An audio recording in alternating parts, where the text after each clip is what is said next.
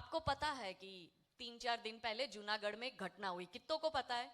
जो गुजराती है उनको तो पता होना ही चाहिए, मैं बताती हूँ जिनको नहीं पता, कि इलीगल कंस्ट्रक्शन को लेकर जूनागढ़ का जो प्रशासन है वो नोटिस सबको दे रहा है। उसमें हिंदू मंदिर भी आ गए और इन लोगों के भी, मुस्लिम्स के भी जो धार्मिक अवैध ढांचे हैं उसका भी आया।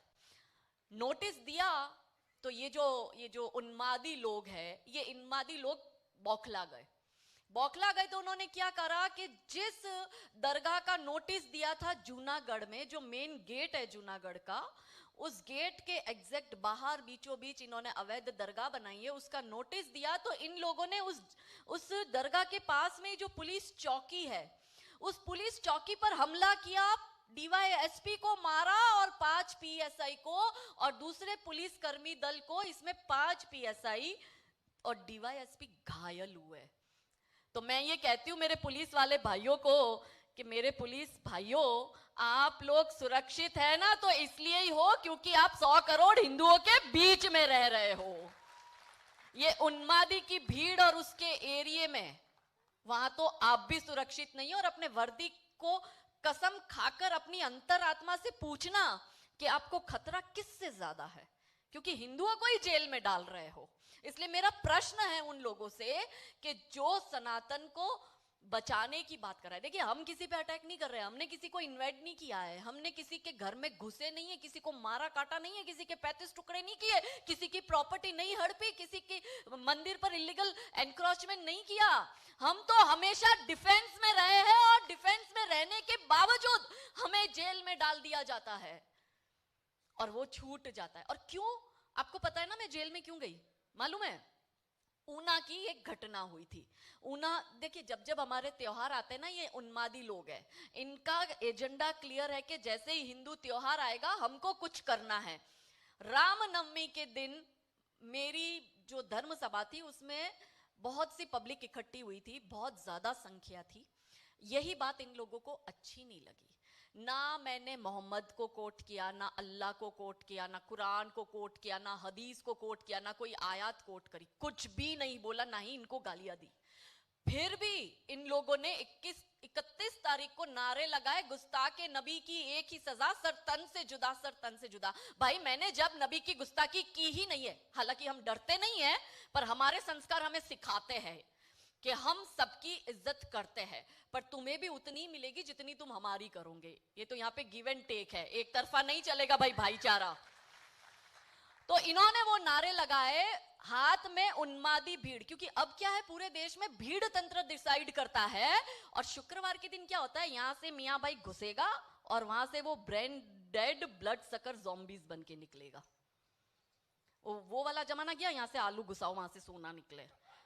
अभी क्या होता है, यहां से मियां भाई घुसता है, वहां से वो ब्रेन डेड ज़ॉम्बीज बन के बाहर निकलता है।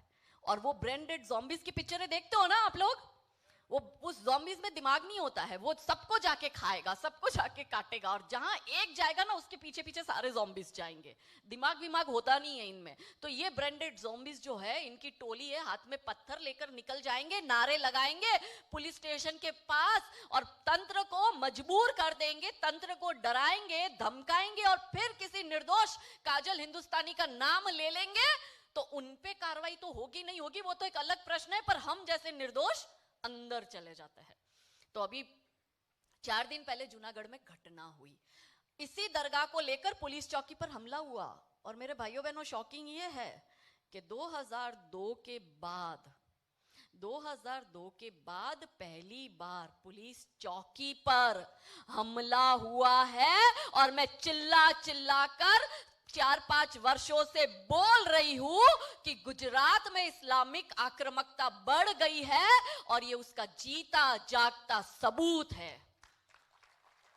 पर क्योंकि काजल बोलती है इसलिए खटकती है। भाई मैंने कहा देखो भाई, ना तो मुझे कुछ पाने का लालच है, ना ही कुछ खोने का गम है, इसलिए बिंदास हम हैं और जो होता है वो खुल के बोलते हैं। सत्यों को आप आंख बंद करके अब गांधारी की तरह आंखों पे पट्टी लगाकर ऐसे इग्नोर करोगे कि क्योंकि हमारे लोग हैं इसलिए हमारे लोगों के सामने कुछ भी गलत हो रहा है तो इग्नोर कर दो, ये वही परिस्थिति आ गई है। और मैं कह रही हूं कि ये उन्मादी भीड़ ने एक विश्व हिंदू परिषद के पूर्व अध्यक्ष के भांजे को मार डाला 4 दिन पहले, और पिछले 4 दिन के अंदर गुजरात में 2 हिंदुओं की हत्या हुई है। और जनवरी महीने से लेके अभी ये 6ठा महीना शुरू हुआ है, अब तक 15 हिंदुओं की हत्या हो चुकी है। ये खतरे की घंटी है।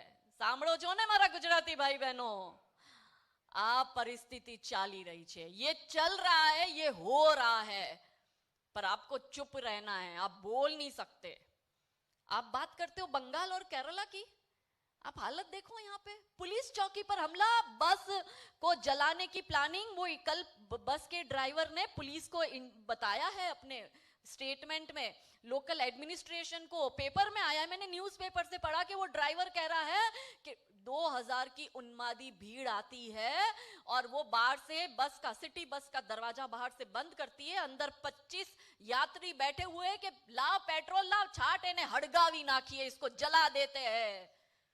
पुलिस चौकी के बाहर यात्री बस को जला, और वहां पे उन्होंने पुलिस की बाइक जलाई, पुलिस की गाड़ियां तोड़ी, सरकारी प्रॉपर्टी को नुकसान किया, पुलिस चौकी के बाहर। तो सोचो, आप जैसे मेरे, आपके जैसे आम इंसान की औकात ही क्या है। हम सिर्फ बोल सकते हैं, हम सिर्फ लिख सकते हैं, वो भी जानता है, इससे ज्यादा हम कुछ नहीं कर सकते। और जब भी बोलने लिखने की बात आती है तो उसमें भी डिसाइड करते भाई कौन सा हिंदू है, पॉलिटिकल हिंदू है तो चुप रहने का, हिंदू वाला हिंदू है तो ही बोलने का। अब तो घर घर एक एक हिंदू है जो किसी ना किसी पॉलिटिकल पार्टी से जुड़ा है, तो तुम काहे के हिंदू हो भाई?